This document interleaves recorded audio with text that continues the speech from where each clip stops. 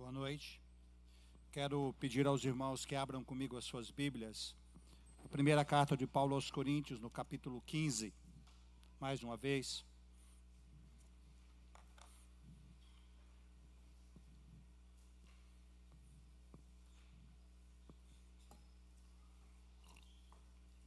Primeira carta do apóstolo Paulo, capítulo 15. Nós vamos ler do versículo 54 ao versículo 57. Queria saber se o meu som está bom, está me ouvindo direito. Está me ouvindo, Isaías? Se o Isaías estiver ouvindo, vocês estão ouvindo. 1 aos Coríntios, capítulo 15, do versículo 54 aos 57.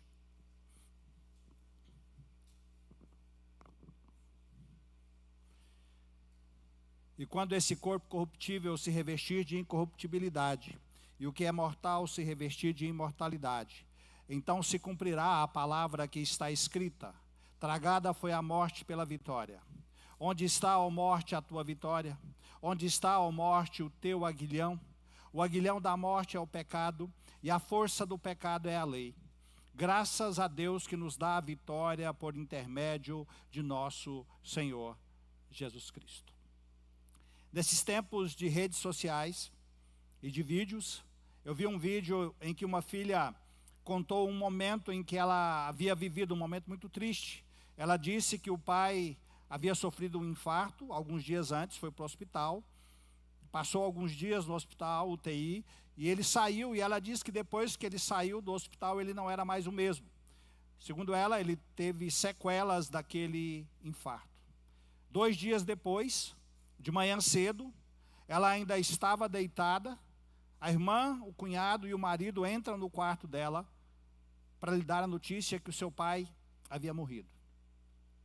Ela relata que nunca havia sentido tanta dor como naquela manhã. Não era só a dor da perda, era o peso de tudo o que ela esperava que ainda acontecesse. Ela tinha momentos em que ela ainda imaginava viver com o seu pai. Conversas que ficaram para depois, depois que não veio. E ela disse que essa é a pior notícia que alguém poderia dar e receber. Nesse mesmo dia, eu ouvi um relato de um médico, dizendo que ele foi chamado à emergência, e quando ele chegou à emergência, ele encontrou uma senhora sentada ao lado do marido, que estava deitado na cama, e ela segurava a sua mão. O homem respirava com muita dificuldade. A senhora se inclinava e falava baixinho ao ouvido do marido, e ele balançava levemente a cabeça enquanto ouvia. Quando o médico chegou, a senhora levantou, explicou para ele a situação que estava acontecendo, e disse que o marido dela havia sofrido muito, e que ela gostaria que ele não sofresse mais, e que se por acaso fosse necessário, ele não fosse entubado. O médico começou o atendimento, e chegou um momento em que, de fato, ele notou que a respiração estava comprometida, mas ele atendeu a solicitação da esposa e não entubou o marido. Só que ele notou que a respiração foi ficando cada vez mais difícil. E aí ele sugeriu à senhora que o marido fosse sedado para que o sofrimento fosse diminuído. E ela concordou. E depois que o paciente foi sedado, o médico disse que ficou ali ouvindo o coração dele, e ele disse que as batidas foram ficando mais lentas, pum, pum, pum, mais espaçadas, até que ele ouviu a última batida daquele coração. Não havia mais nada. Aí ele se vira para a esposa e diz a ela que ele havia morrido. Ela chorou muito, abraçou o corpo do marido, e ele saiu da sala, deixando a senhora ali naquele momento com o seu marido. E no corredor, esse médico disse que começou a fazer alguns questionamentos. Ele pensava naquela vida que havia sonhos, havia planos, uma história, e no instante seguinte não havia mais nada. E ele conclui dizendo que a morte é muito sem sentido. Será que ele tem razão ao fazer essa afirmação? E é justamente pensando nessa realidade da morte que eu quero falar hoje sobre nós e a morte, ou a morte e nós. Essa carta, primeira carta de Paulo aos Coríntios, ela foi escrita por Paulo no ano 55 depois de Cristo, quando ele estava ainda em Éfeso, na sua terceira viagem missionária. Corinto era uma das cidades mais importantes do mundo romano, rica, marcada pelo comércio e pela diversidade cultural, mas era também uma cidade moralmente pervertida. E a igreja que Paulo plantou ali, ela era agitada pela vida da sociedade em que ela estava. E essa igreja, ela tinha problemas sérios, divisões entre grupos que seguiam líderes espirituais diferentes, imoralidade tolerada, conflitos na celebração da ceia do Senhor, confusão sobre os dons apostólicos. E particularmente nessa carta tem uma questão que Paulo deixa para o fim da carta. É que havia pessoas em Corinto profundamente influenciadas pela filosofia grega, dizendo que não existe essa conversa de ressurreição dos mortos. Não era gente de fora da igreja, eram membros da igreja. E Paulo sabia que essa afirmação compromete o evangelho. Se isso for verdade, o evangelho inteiro ele desmorona. Se não existe ressurreição, Cristo não ressuscitou. Se Cristo não ressuscitou, a nossa fé é vã, os nossos pecados não foram perdoados. É o que o próprio apóstolo diz aí no versículo 17.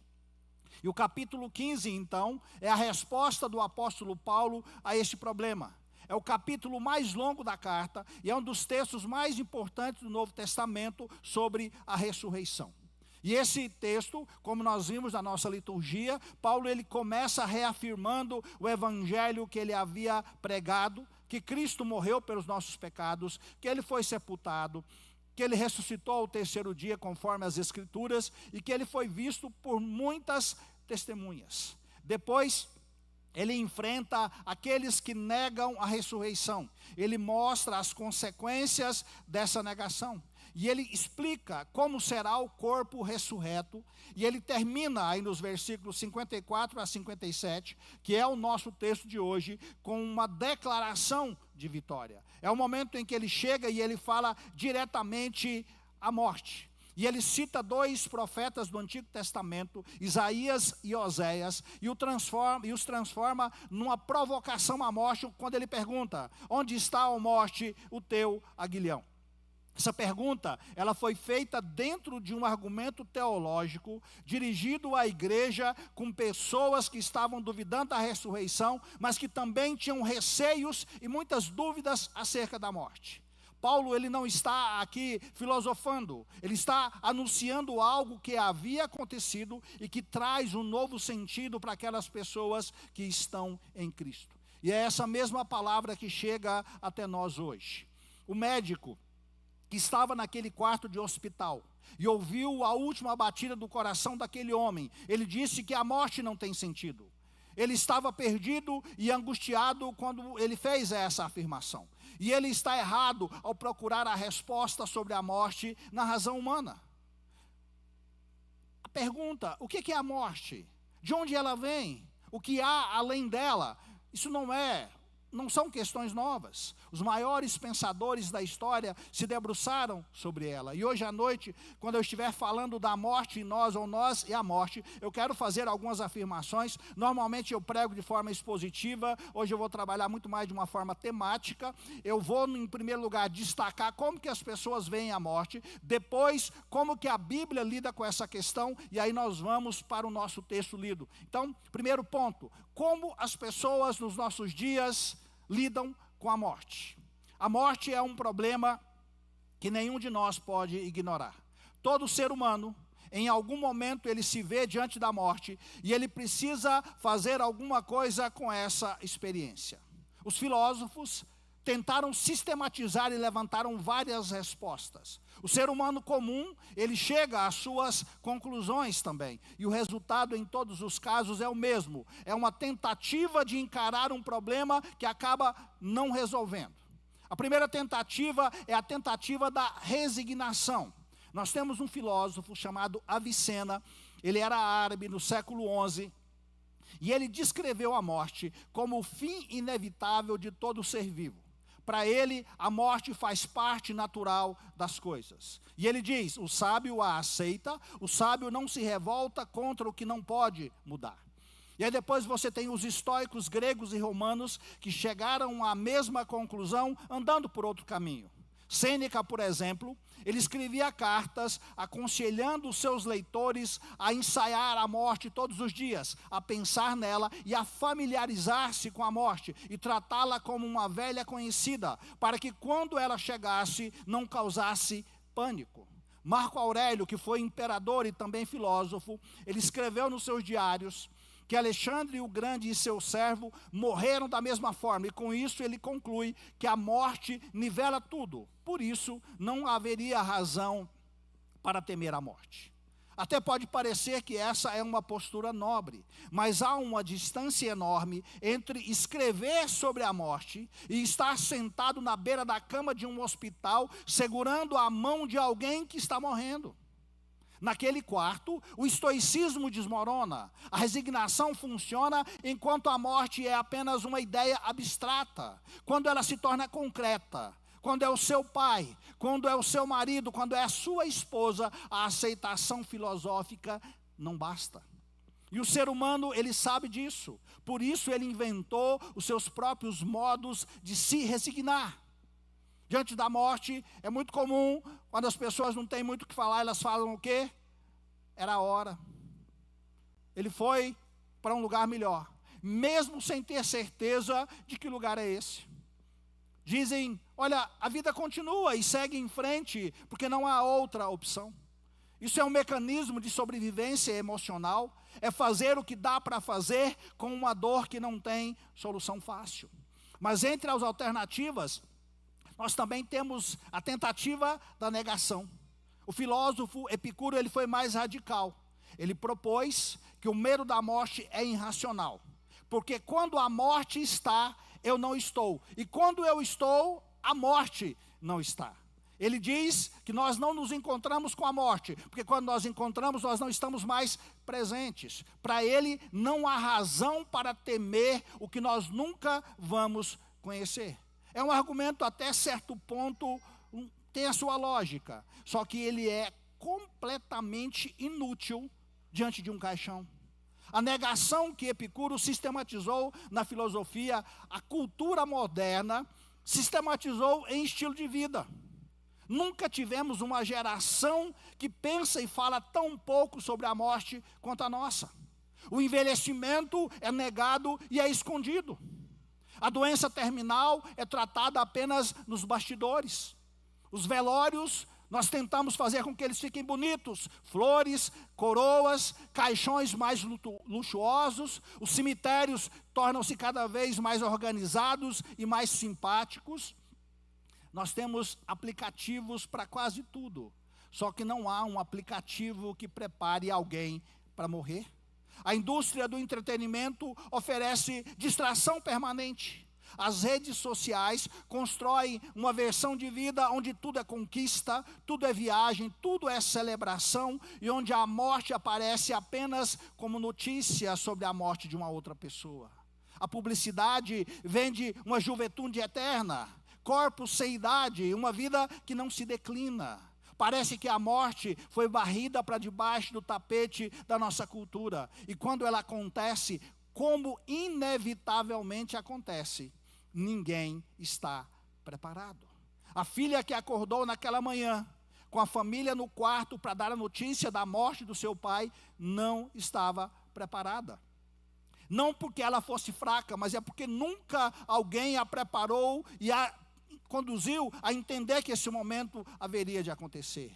A cultura em que nós vivemos, ela não prepara ninguém para lidar com a realidade da morte. Antes de tudo, ela tenta negar, ainda que saibamos que todos um dia haveremos de morrer.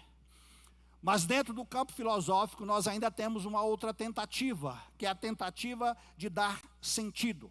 O existencialismo do século XIX e XX, ele tentou uma abordagem diferente. Um filósofo chamado Heidegger, ele vai dizer que a consciência da morte é o que nos torna plenamente humanos. Segundo ele, é a morte que nos arranca da superficialidade da nossa vida e nos força a perguntar o que é que realmente importa na nossa vida. A morte, nessa visão, não destrói o sentido da vida, ela produz o sentido da vida. Sartre, filósofo francês, foi na mesma direção. E ele vai dizer, somos livres para construir o nosso próprio significado. E é exatamente porque a vida termina, que cada escolha que nós fazemos, ela tem um peso. É uma resposta até tanto mais sofisticada. Mas ela exige do ser humano algo que o ser humano não tem. A capacidade de construir um sentido sólido sobre um fundamento que é provisório.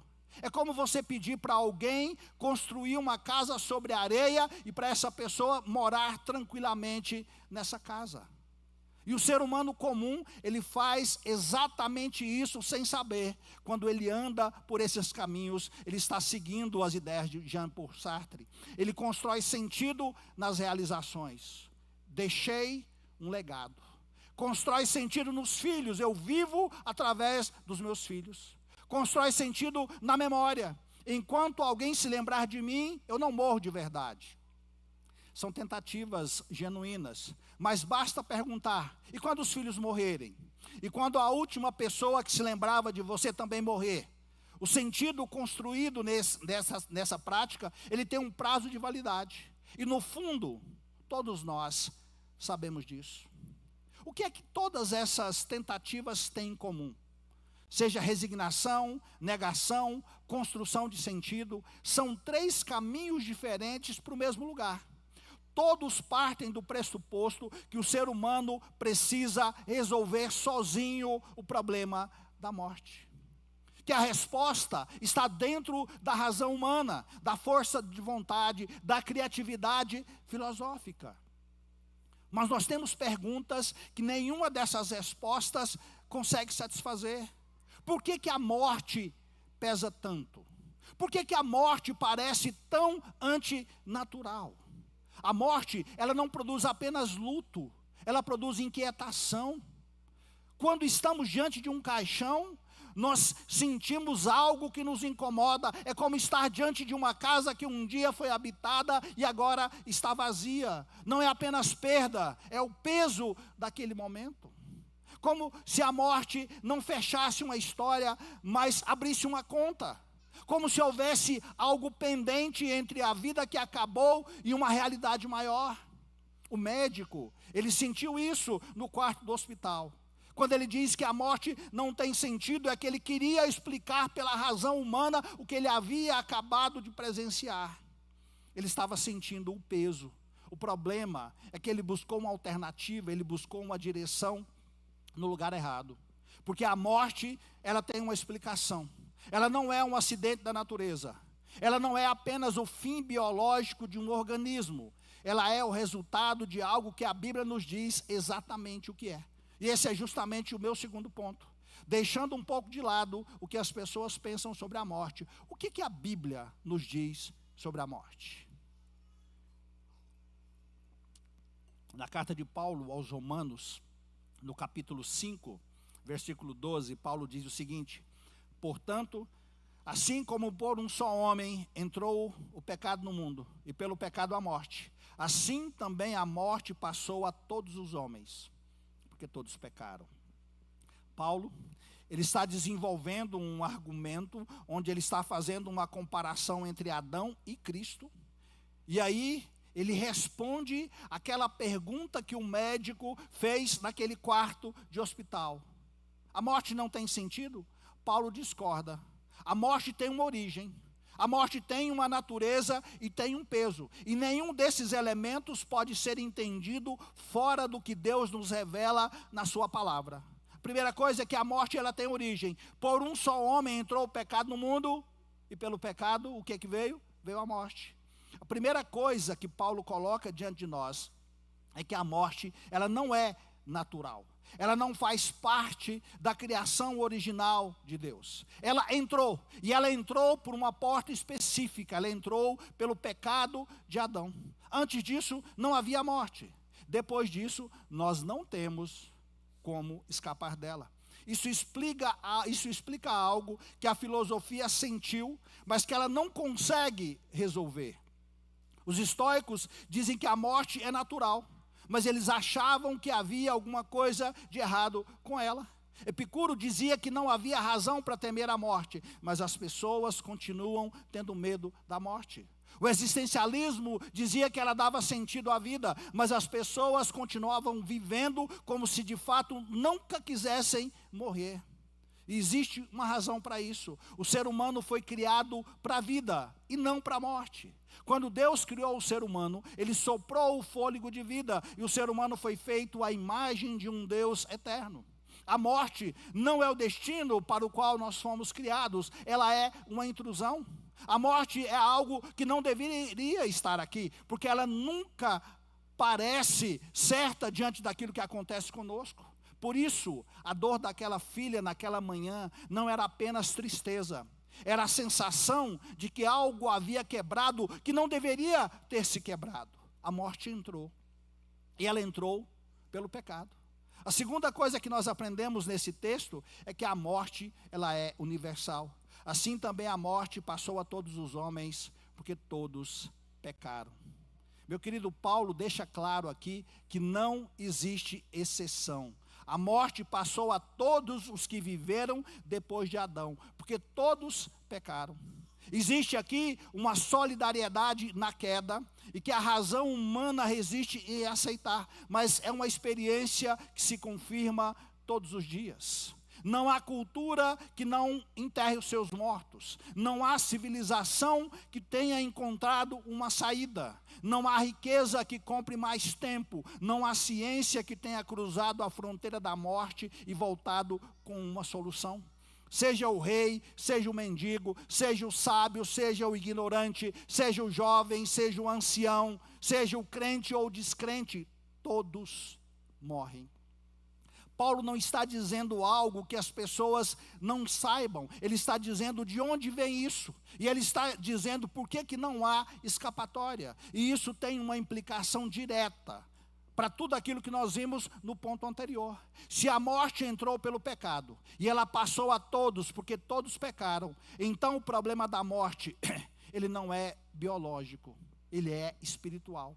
Não é uma questão que a medicina vai resolver, nem a filosofia, e nem a tecnologia. É uma questão que está no coração da relação entre o ser humano e Deus. Outra coisa que nós podemos observar é que a morte, ela tem um aguilhão. Paulo ele vai desenvolver isso um pouco mais na carta aos Coríntios, um pouco mais à frente, quando ele escreve que o aguilhão da morte é o pecado. Só que aqui no texto que nós lemos está o fundamento dessa afirmação. O que torna a morte mais assustadora não é apenas o fim biológico, é o que ela carrega com ela, é a porta que ela abre. Um aguilhão, talvez você não saiba, é um ferrão. Por exemplo, se você pensar no escorpião, o escorpião ele tem um aguilhão. Então, o aguilhão que a morte tem para nos atingir é o pecado. E o que o pecado injeta na morte é o peso da responsabilidade que nós temos diante de Deus. O ser humano morre, e ele sabe que do outro lado há um Deus, diante de quem ele vai ter de responder. Hebreus capítulo 2, versículo 15, descreve isso com uma palavra: escravidão. Existem pessoas que vivem sujeitas à escravidão durante toda a vida pelo temor da morte. É a condição natural de quem sabe que tem uma dívida que não consegue pagar. O medo da morte é justamente um medo do julgamento. É a intuição de que a morte não é o fim da história, é apenas o momento do acerto de contas. E é por isso que a filosofia não resolve. Sêneca pode ensaiar a morte todos os dias, mas ensaiar não paga a dívida. Epicuro pode argumentar que morte e homem nunca se encontram, mas o argumento não apaga a realidade. O existencialismo pode transformar a morte em produtora de sentido, mas sentido construído pelo homem não pesa nada na balança de um Deus que é santo. A Bíblia não trata a morte como um problema filosófico, ela trata a morte como um problema espiritual. Por isso ela chega a uma solução que a filosofia não tem. Ela não pede que o ser humano encontre coragem suficiente para encarar a morte. Ela explica de onde ela vem a morte, por que a morte pesa tanto. E aqui está a diferença decisiva. O que é que Deus fez para resolver o problema da morte, já que nós não podemos resolvê-lo. Porque se a morte entrou pelo pecado, a solução para a questão da morte passa pela questão do pecado. Se o pecado é o grande problema entre o homem e Deus, então a solução ela tem de vir de Deus. E é exatamente isso que Paulo anuncia nesse capítulo 15 da primeira carta aos Coríntios. Ele não traz uma filosofia melhor, ele não traz uma atitude mental mais elevada, mas ele coloca diante de nós aquilo que Deus fez em Cristo para que a questão da morte pudesse ser resolvida. E o que acontece com quem está em Cristo? É o texto que nós lemos, né? E quando esse corpo corruptível se revestir de incorruptibilidade, e o que é mortal se revestir de imortalidade, então se cumprirá a palavra que está escrita: tragada foi a morte pela vitória. Onde está, ó morte, a tua vitória? Onde está, ó morte, o teu aguilhão? O aguilhão da morte é o pecado, e a força do pecado é a lei. Graças a Deus que nos dá a vitória por intermédio de nosso Senhor Jesus Cristo. Pedi para vocês lerem durante o dia esse capítulo, porque é um capítulo longo. Do versículo 1 até o versículo 58, Paulo está construindo um argumento. Ele quer provar que Cristo ressuscitou. Ele demonstra as consequências absurdas de negar a ressurreição. Depois ele vai explicar como será o corpo da ressurreição. Depois ele chega aqui nesse ponto final. E aqui no ponto final, nós temos um grito de vitória. Só que esse grito ele precisa ser entendido, porque Paulo ele não está sendo ingênuo. Ele sabe que a morte ainda existe, ele sabe que as pessoas ainda morrem, ele sabe que ainda existe dor, que ainda há luto, ele sabe que ainda nós passaremos por manhãs, por dias tristes, recebendo notícias que vão machucar o nosso coração. Paulo não ignora nada disso. Ele está dizendo que para quem está em Cristo, a morte não tem a última palavra. Tragada foi a morte pela vitória. Isso aqui é Paulo citando o profeta Isaías. Isaías diz lá no capítulo 25, versículo 8, que Deus vai destruir a morte para sempre. E Paulo pega essa afirmação e transforma essa afirmação numa declaração de fato consumado. A morte foi engolida, como um animal que foi devorado por um predador maior. Ela não foi ignorada, ela não foi negada, ela foi destruída. Aqui Paulo fala de um evento futuro, como se ele já estivesse acontecido, porque a ressurreição de Cristo é a garantia de que ele de fato acontecerá. O que Cristo fez na manhã da ressurreição foi o golpe decisivo. A morte recebeu a sua sentença de morte naquele dia, porque a morte morreu na morte de Cristo. O que nós vivemos é o intervalo entre a sentença e a execução final, mas a sentença já foi dada e ela é irreversível.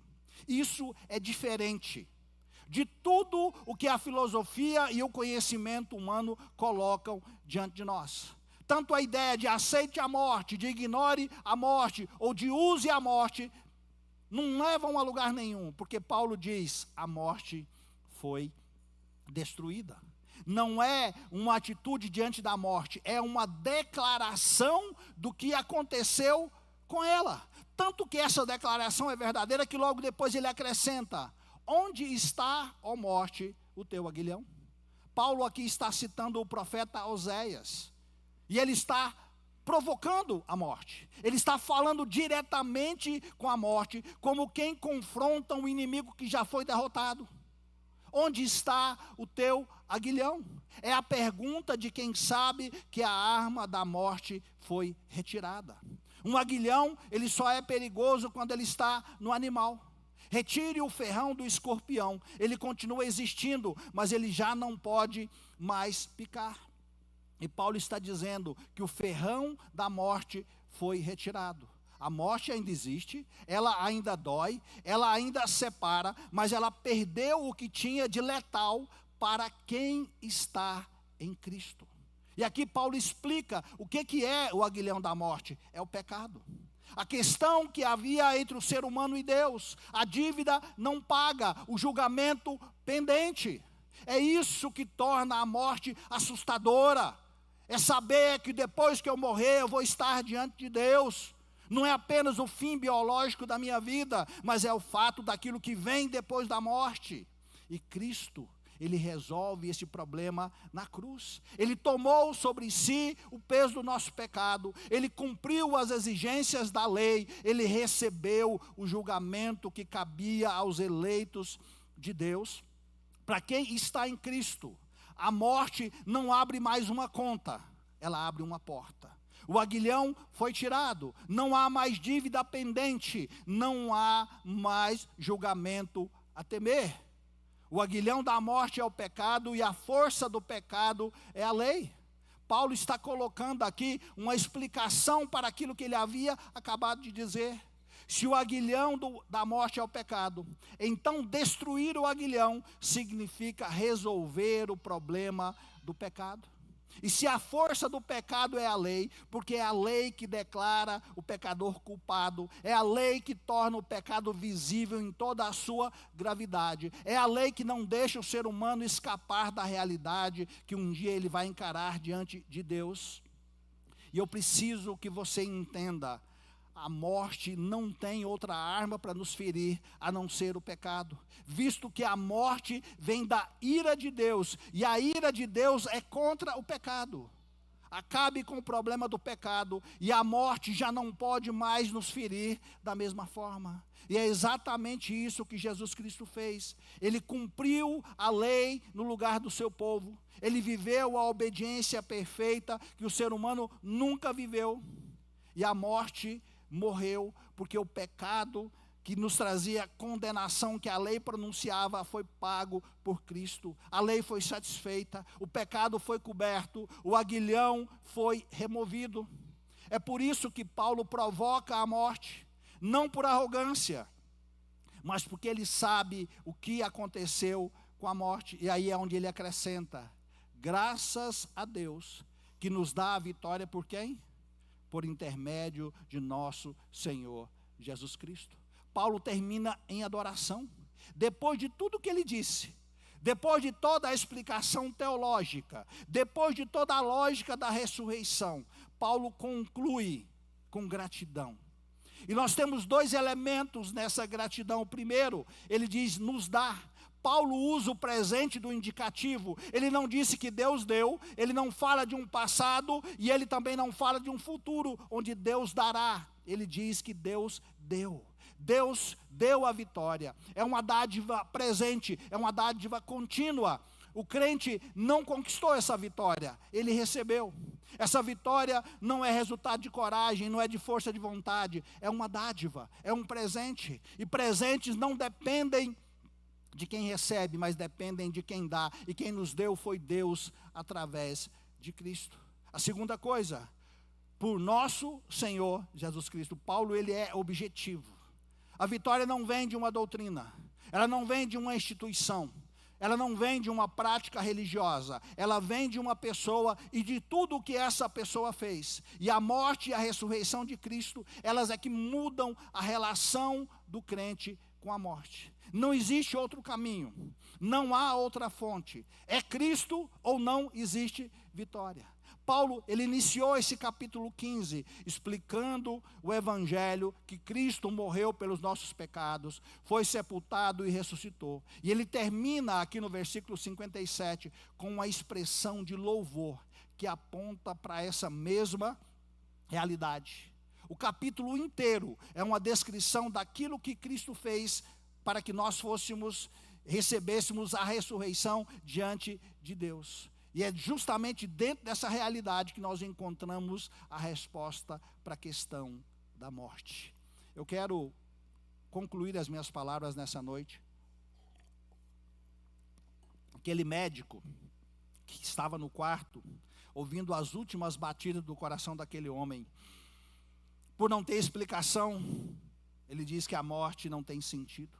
Nós fizemos um percurso pelos filósofos, pela Escritura, pelo texto de Paulo, para mostrar que ele estava errado. A morte tem uma origem, ela tem uma explicação, e para quem está em Cristo, ela tem uma resposta.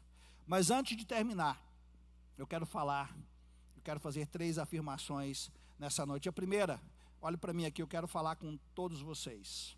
Preste atenção no que eu vou dizer. Vocês vão morrer. Não sei quando, eu não sei como, mas se Jesus não retornar antes, todos nós morreremos, eu estou incluído. Isso não é pessimismo, é a realidade mais certa que existe. E a morte não avisa, ela chega numa ligação que nós não queremos receber, ela chega no diagnóstico que o médico nos dá, nos últimos minutos ao lado de alguém que nós amamos. Ela chegou de manhã cedo no quarto daquela filha, ela chegou naquele quarto de hospital enquanto uma esposa segurava a mão do seu marido. Por mais desagradável que esse fato seja, nós precisamos pensar nele, precisamos nos preparar para ele. Não adianta fechar os olhos, não adianta a distração que a cultura oferece, não adianta construir uma vida tão ocupada que você não tem tempo de pensar na morte. A morte existe e ela virá. A pergunta não é se você vai morrer, a pergunta é o que você vai fazer com esse fato agora, enquanto você ainda tem tempo. Segunda coisa, eu quero falar para aqueles que conhecem a Cristo. Se você tem Jesus como Senhor e Salvador da sua vida, ouça o que o apóstolo Paulo está dizendo. Você não precisa temer a morte. Eu vou repetir, você não precisa ter medo da morte. Não porque ela não doa, ela dói. Não porque o luto não será verdadeiro, será. Mas porque o aguilhão da morte foi removido. A questão entre você e Deus foi resolvida na cruz de Cristo. Não existe uma dívida pendente entre você e Deus. Você não tem que temer o julgamento de Deus. Para o crente, para o cristão, a morte não é uma parede, ela é uma porta. Uma porta que se abre para irmos ao Pai. Quando Paulo escreve aos Filipenses, ele diz que partir e estar com Cristo é incomparavelmente melhor. Meus queridos, não é o fim da história, é o início da eternidade que se coloca diante de nós. Isso não significa que você não vai sentir dor quando alguém que você ama morrer. Significa que você não fica sem esperança. Significa que você pode olhar para a morte, a sua e daquelas pessoas que você ama, e dizer como Paulo: onde está, ó morte, o teu aguilhão?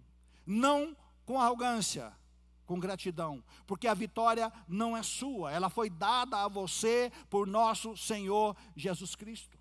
Eu quero que você viva como quem sabe disso.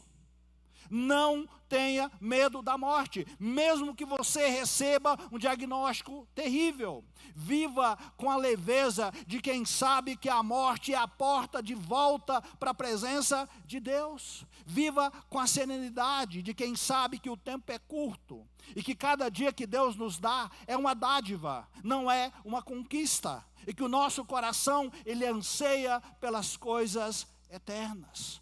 Lembre-se sempre, nesse mundo, nós somos peregrinos. Peregrinos não estão presos a nada.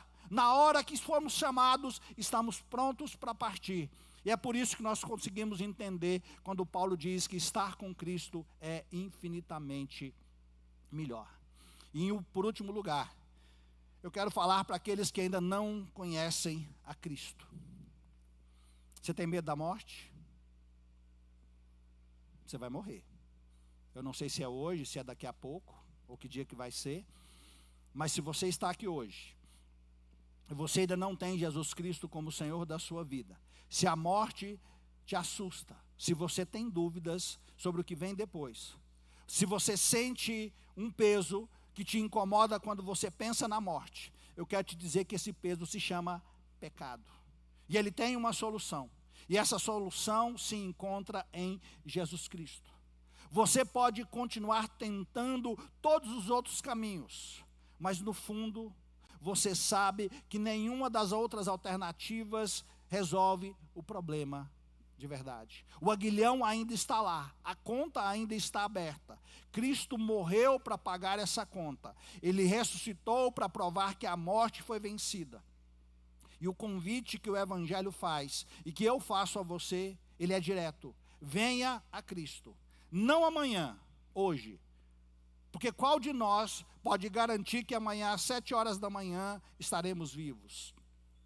Não quando você estiver pronto, mas agora. Porque a morte não avisa. E a urgência não é minha, ela é da sua própria situação. E eu gostaria muito que você não saísse daqui nessa noite sem pensar nisso e sem resolver este problema. Graças a Deus que nos dá a vitória por nosso Senhor Jesus Cristo. Você pode dizer amém? Nesse sentido, meus queridos, para vocês